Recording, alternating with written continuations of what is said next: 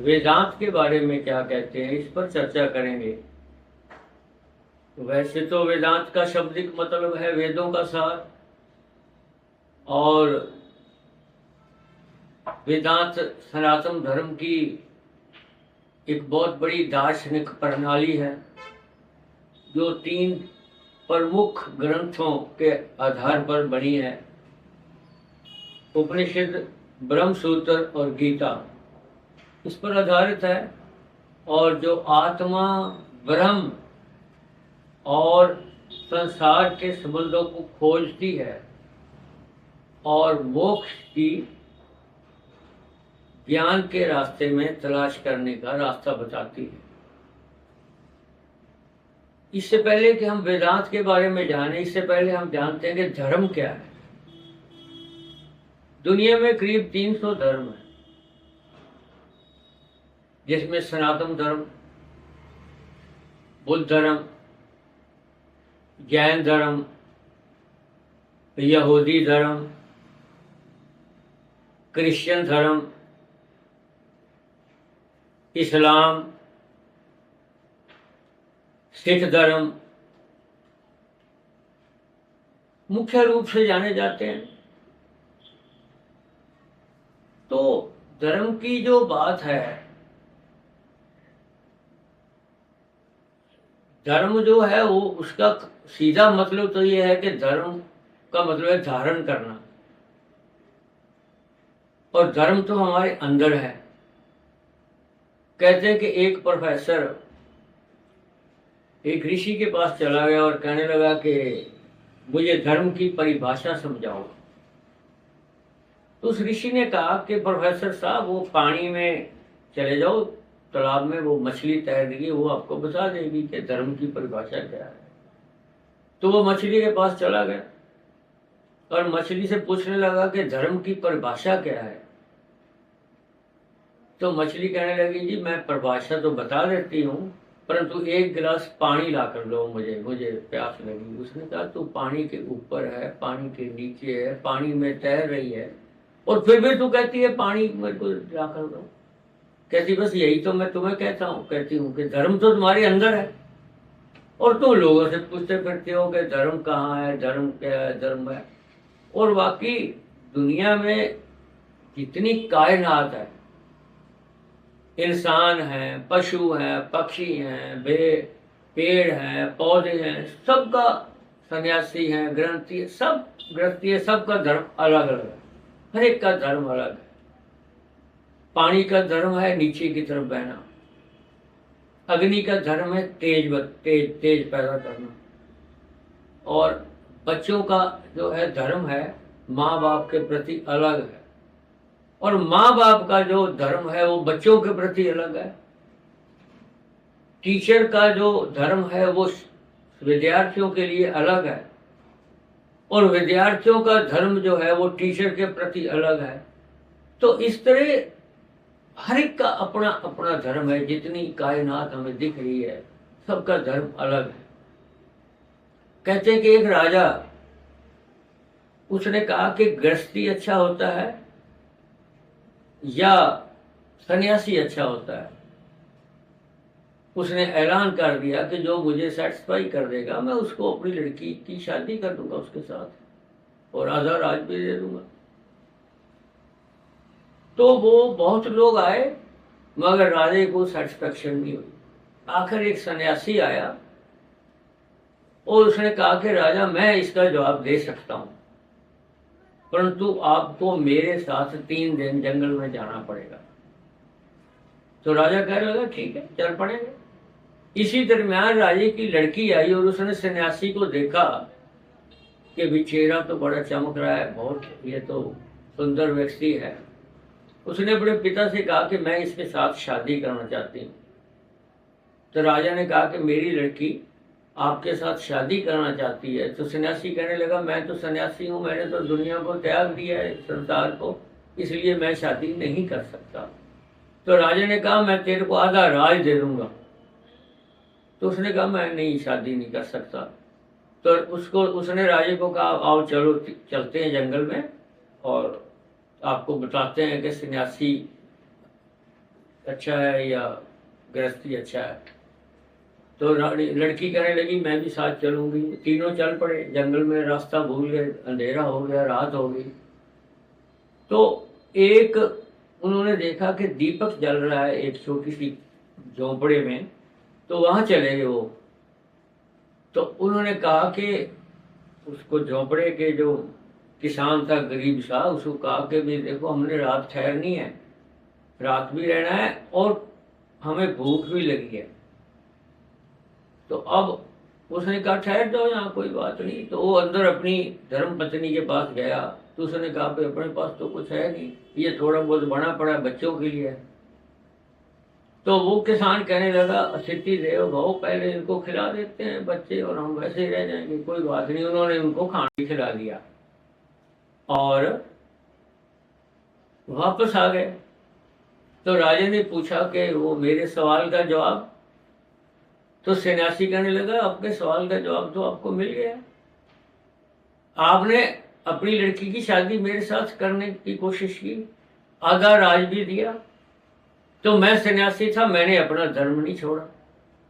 और वो किसान है, उसके पास कुछ भी नहीं था खाने के लिए, घर में भूखे से बच्चे, और उन्होंने अपना अपना जो रोटी अपने मुंह का जो निवाला था आपको दे दिया, खा लिया आपने।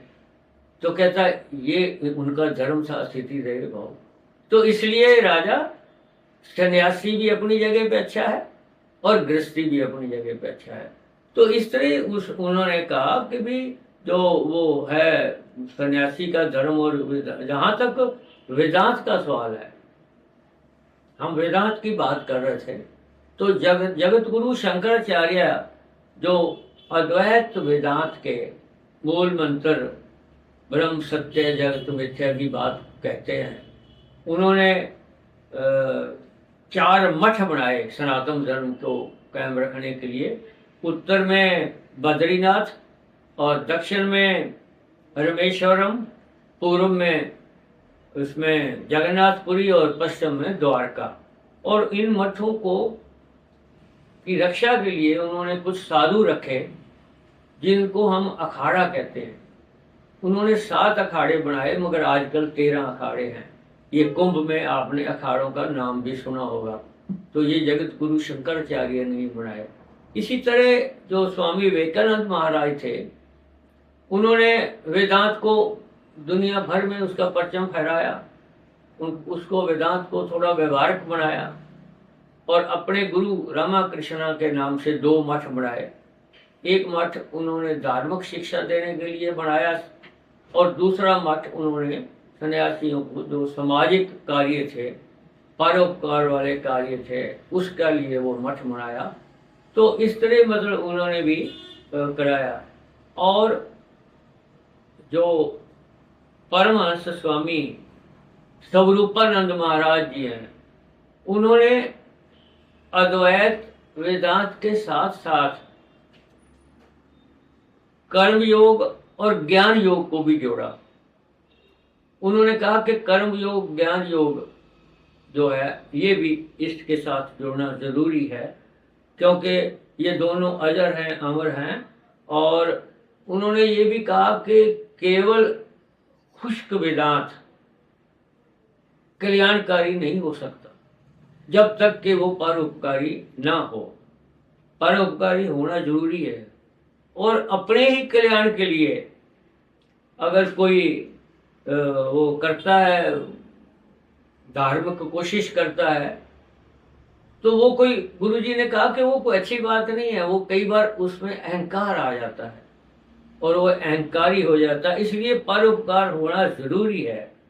और आत्म कल्याण की जो बात करते हैं, वो कई बार अहंकार के साथ साथ पथ भ्रष्ट भी हो जाते हैं। तो स्वामी जी ने बिना भेदभाव के, बिना जाति के भेद के अध्यात्म की शिक्षा दी और सभी को शिक्षा दी। और वेदांत को संत मत से जोड़कर वेदांत को नया रूप दिया। और जो उनकी संस्कृत की जो वेदांत की बातें थी, उन्हें हिंदी में रूपांतर करवा के आम लोगों के लिए जो है वो वेदांत के रास्ते खोले।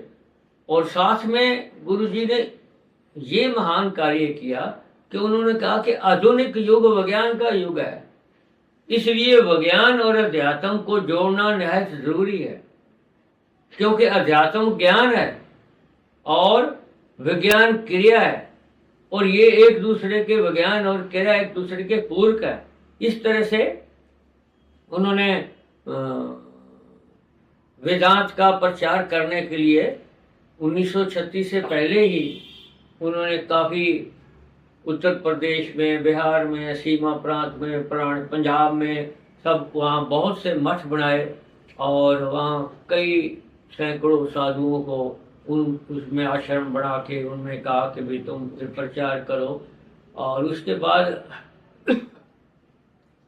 गुरु जी की अजीब बात तो ये थी कि उनका गांव तो टेहरी में जन्म हुआ, और छोटी उम्र में जब पहले ही हुए थे तो वो जब उनकी माता श्री मंदिर में उनको ले गए तो वो तो 3 दिन के लिए आरोप हो गए, और उसके बाद हंसते हुए फिर नजर आए। और फिर गुरुजी तो 13 साल की उम्र में इधर आगरा में आके तपस्या करने लगे, और लंबी कितने साल तक तपस्या करते रहे। और उसके बाद तो अजीब बात तो यह है कि वो उन्होंने पहले तो सीमा प्रांत में, जिसको पठान लोग जो रहते थे, शख्स लोग, उनको थोड़ा बहुत भगवान की तरफ, गुरु महाराज की तरफ जोड़ा, और फिर आगरा में जिनको हम थोड़ा बुद्धिजीवी कह सकते हैं उनको जोड़ा, और उसके बाद मेरठ के एक छोटे से गांव नंगली में, छोटा, बिल्कुल छोटा गांव, वहाँ उन्होंने महासमाधि ली। और इस तरह उनकी तो जिंदगी ही चमत्कार थी, कहाँ सीमा प्रांत पठानों के लिए, कहाँ बुद्धिजीवियों के लिए, और कहाँ गांव के एक छोटे से गांव में जहाँ एजुकेशन का नाम भी नहीं होता। तो इस तरह जो है वो तो जैसे बाबा नानक की उदासियां हैं, हम 4 उदासियां बाबा नानक जी की कहते हैं, इसी तरह शिव गुरु महाराज ने भी, इनकी भी आप उदासियां ही मान लो।